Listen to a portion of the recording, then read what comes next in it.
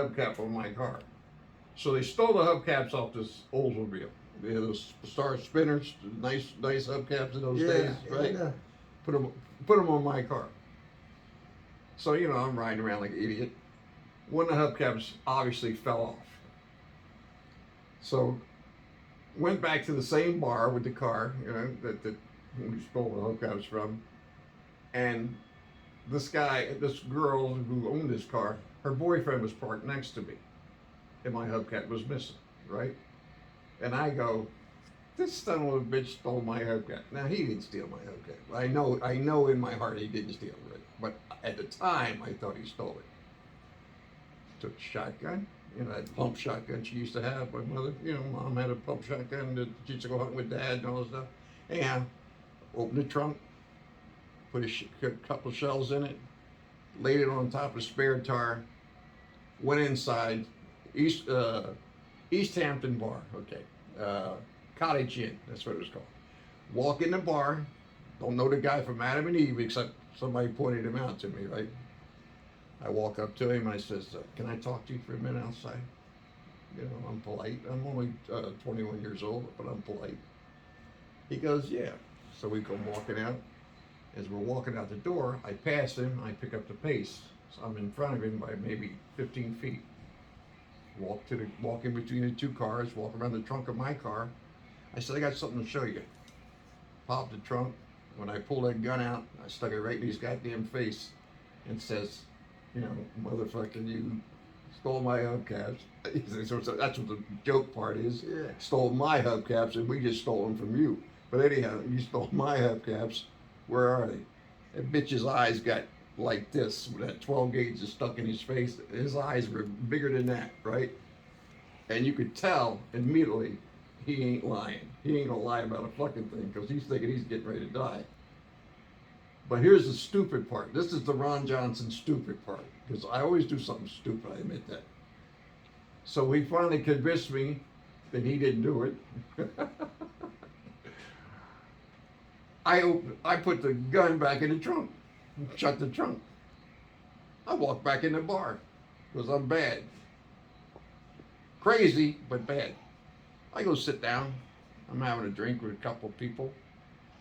Waitress liked me. She comes over and she goes, oh, I don't want to make you nervous or anything, but the bartender just called the police. And she's pointing over at the bar, and that guy's standing there talking to the bartender, right?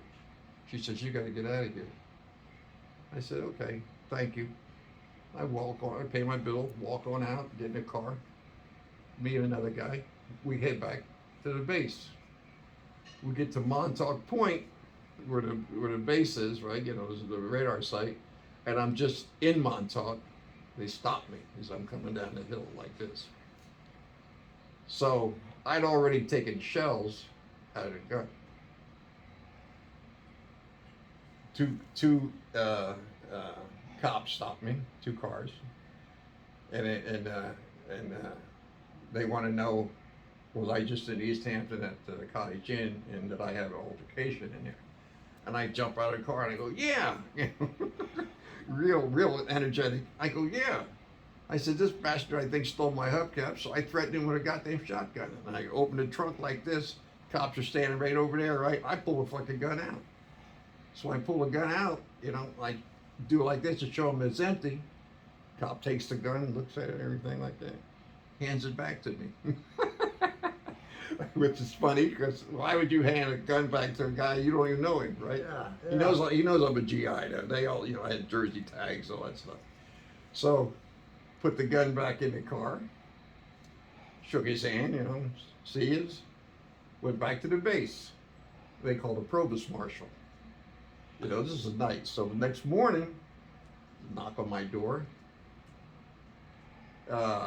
I look out to, I sit up, in bed, because I don't have to work that day. And the guy, his kid says, Sergeant, whatever his name was, nasty bitch from what is it? This little town between Arkansas and Texas. can't think of the name right now, but it, known for its roughness. And he was a big white guy. I mean, taller than me, wider than me, all that stuff. He's walking around my car like this. I look out the window. He's walking around my car. Oh, I go down. First thing he says is, "Let me see that shotgun." So I know the East Windsor cops or whatever they were, East Hampton, East Windsor, whatever, had talked to him. But I opened the trunk, showed him an empty gun. He says, "Where's the shells?" I says, "There's no shells." The gun was empty. Because, see, I ain't as stupid as I look. When I got back to the base that night, we were at the Montauk Point, the radar sites out in the woods. I threw all the shells over the top of the trees down in the fucking swamp. Yeah. One at a time, good arm, gone, right?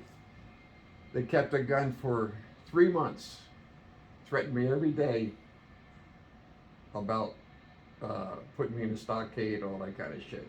And that's when you called the base, because Mom called you called the base, and I was just getting ready to ask for a lawyer when I was walking into the commander's office, and you just happened to call at the right time. Commander talked to you. You said you were sergeant down at McGuire, all that kind of stuff.